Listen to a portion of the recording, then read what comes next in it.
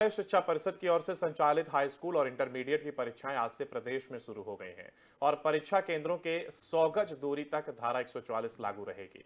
तो वहीं परीक्षा केंद्र में छात्र छात्राओं और टीचरों के मोबाइल फोन ले जाने पर प्रतिबंध रहेगा। प्रशासन बोर्ड परीक्षा में नकल रोकने के लिए विद्यालयों में लगे सीसीटीवी की नजर रखेगा और नकल करते पकड़े जाने पर परीक्षार्थी के खिलाफ नियमानुसार कार्रवाई होगी। तो वहीं हाई स्कूल और इंटरमीडिएट के लिए पूरे प्रदेश में 1333 परीक्षा केंद्र बनाए गए हैं और इस साल बोर्ड परीक्षा में 2,59,439 विद्यार्थी परीक्षा देंगे।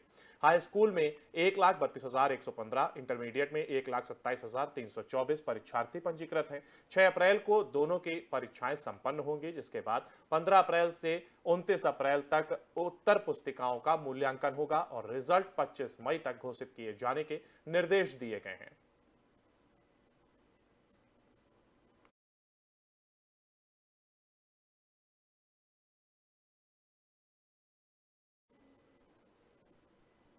और मसूरी में सौंदर्यकरण और पुनर्निर्माण के कार्यों को लेकर एसडीएम कार्यालय में समीक्षा बैठक की गई। मॉल रोड के कार्यों को लेकर कुछ अधिकारियों की लापरवाही को लेकर एसडीएम ने जमकर फटकार लगाई है और एसडीएम ने सभी अधिकारियों को आपस में सामंजस्य बनाकर मॉल रोड पर हो रहे कार्य की गुणवत्ता का विशेष ध्यान रखते हुए तेजी से काम करने के निर्देश दिए हैं। उन्होंने कहा है कि मसूरी मॉल रोड मुख्य आकर्षण का केंद्र है और सीजन से पहले बनाए जाना सबके लिए चुनौतीपूर्ण है। उसके लिए उन्होंने सभी कार्य करने वाले अधिकारियों को दिन रात सौंदर्यकरण और पुनर्निर्माण के काम को पूरा करने के निर्देश दिए हैं। पहले चरण में मसूरी झूलाघर से अंबेडकर चौक तक पर सर्विस गैलरी के साथ वाहनों के चलने लायक बनाए जाने का कार्य किया जा रहा है और 7 दिनों में मॉल रोड के पहले चरण के तहत हुए कार्य को पूरा करने के बाद वाहनों की आवाजाही शुरू कर दी जाएगी। वहीं दूसरे चरण का काम अंबेडकर चौक से मसूरी के गांधी चौक तक किया जाएगा। उन्होंने कहा कि लोगों को कम दिक्कत हो, इसके लिए विशेष ध्यान रखा जाए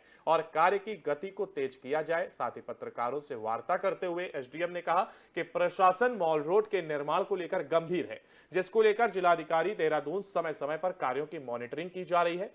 उन्होंने कहा कि मॉल रोड के निर्माण की गुणवत्ता का विशेष तौर पर ध्यान दिया जा रहा है और उसी को लेकर लगातार अधिकारियों से संवाद किया जा रहा है। उन्होंने कहा कि कुछ अधिकारी लापरवाही करते हुए नजर आए, जिनको चेतावनी दी गई है। अगर उसके बाद भी उनके कार्य क्षेत्र में सुधार नहीं होता है तो उनके खिलाफ कठोर कार्रवाई की जाएगी। मसूरी देहरादून विकास प्राधिकरण के सहायक अभियंता अभिषेक भारद्वाज ने बताया कि रिपोर्ट समय समय पर जिलाधिकारी और एसडीएम मसूरी को देते रहे हैं। उन्होंने कहा कि लोक निर्माण विभाग द्वारा मॉल रोड में बनाए जा रहे सर्विस गैलरी के मेन होल में हो रही तकनीकी दिक्कत को लेकर एसडीएम मसूरी को अवगत करा दिया गया है, जिसका समय रहते दूर कर लिया जाए। इस मौके पर लोक निर्माण विभाग, Garhwal Jal Sansthan, Jal Nigam, Mussoorie hotel association, Mussoorie BSNL सहित कई विभागों के अधिकारी मौजूद रहे।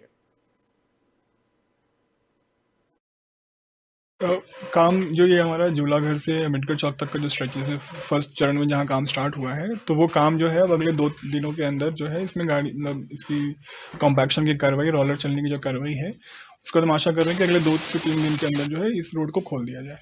क्योंकि इसमें कई सारे क्योंकि लाइनें बीच रही हैं, तो कई डिपार्टमेंट्स की लाइनें हैं, तो इंटर डिपार्टमेंटल कोऑर्डिनेशन का होना जरूरी है। तो अधिकारियों को यही निर्देश दिए गए हैं कि आपसी कोऑर्डिनेशन के तहत ही टाइमलाइन के अंदर काम करें, तो इसके अकॉर्डिंग ही कार्रवाई की जाएगी और अगर इसमें लापरवाही बरती जाती है तो फिर जो भी आगे की कार्रवाई होगी वो की।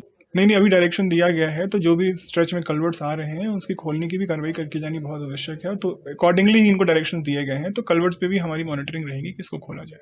जो डिपार्टमेंट्स कंसर्न है, जो पुलिस विभाग है और पीडब्ल्यूडी है, उनसे हमेशा जो है हमारा कम्युनिकेशन है और हम इस तरह से ही ऑल्टरनेट रूट्स भी डिसाइड कर रहे हैं ताकि जो है पर्यटकों को कम से कम मुसीबत आए और जो जहाँ जब पीक सीजन आए उससे पहले ये काम भी फिनिश हो जाए। तो हमारी यही अभी तक का जो हमारा प्लानिंग है वो उस तरह से ही काम कर रहे हैं कि हमारा जो है पर्यटकों को जो कम से कम प्रॉब्लम्स हो।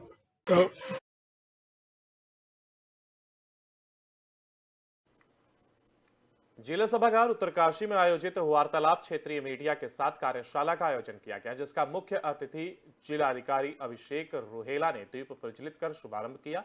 कार्यशाला में जिले के दूरदराज से आए प्रिंट एवं इलेक्ट्रॉनिक मीडिया के प्रेस प्रतिनिधियों भी इसमें हिस्सा लिया। कार्यशाला में कृषि, स्वास्थ्य, जल निगम, ग्राम्य विकास एवं अभिकरण पूर्ति विभाग, लीड बैंक, शहरी विभाग, पीएमजीएसवाई आदि विभागों ने भारत सरकार द्वारा संचालित केंद्रीय योजनाओं की जानकारी मीडिया को दी और संवाद स्थापित किया गया। जिलाधिकारी ने मीडिया को संबोधित करते हुए कहा कि सरकार की जन उपयोगी योजनाओं की जानकारी आमजन तक पहुंचाने के लिए मीडिया सशक्त माध्यम है। भारत सरकार की योजनाओं की पीआईबी द्वारा दूरदराज के ग्रामीणों तक मीडिया के माध्यम से पहुंचाया जा रहा है, जो सराहनीय प्रयास है। जिलाधिकारी ने कहा कि सीमांत जिले के सुदूरवर्ती गांव तक व्यापक प्रचार प्रसार होने से सरकार की योजनाओं की जानकारी आमजन तक पहुंचेगी। उन्होंने कहा कि योजनाओं का प्रचार प्रसार होने से आर्थिक सामाजिक क्षेत्र में सुधार हो सकेगा और मुद्रा योजना से लाभान्वित सुंदर सैलानी ने भी मीडिया को अपनी परिस्थितियों के बारे में अवगत कराया। उन्होंने बताया कि मैंने मुद्रा योजना का लाभ उठाया है, वीडियो एवं फोटोग्राफी का काम कर अपनी आजीविका मजबूत किया, जब भी आवश्यकता थी तब मुद्रा ऋण लिया। कार्यशाला का संचालन कर रहे पीआईबी के मीडिया एवं संचार अधिकारी अनिल दत्त शर्मा ने बताया कि पीआईबी द्वारा भारत सरकार की जन कल्याणकारी योजनाओं, नीतियों एवं उपलब्धियों को दूरदराज के गांवों के आमजन तक पहुंचाने का कार्य है। उन्होंने कहा कि गांव तक योजनाओं की जानकारी पहुंचाने के लिए प्रिंट एवं इलेक्ट्रॉनिक मीडिया व सोशल मीडिया सशक्त माध्यम है। इसी को लेकर आज मीडिया के साथ कार्यशाला का आयोजन किया गया है, जिसमें संबंधित विभागों द्वारा विस्तृत रूप से केंद्र सरकार की जन कल्याणकारी योजनाओं की जानकारी मीडिया को दी गई है।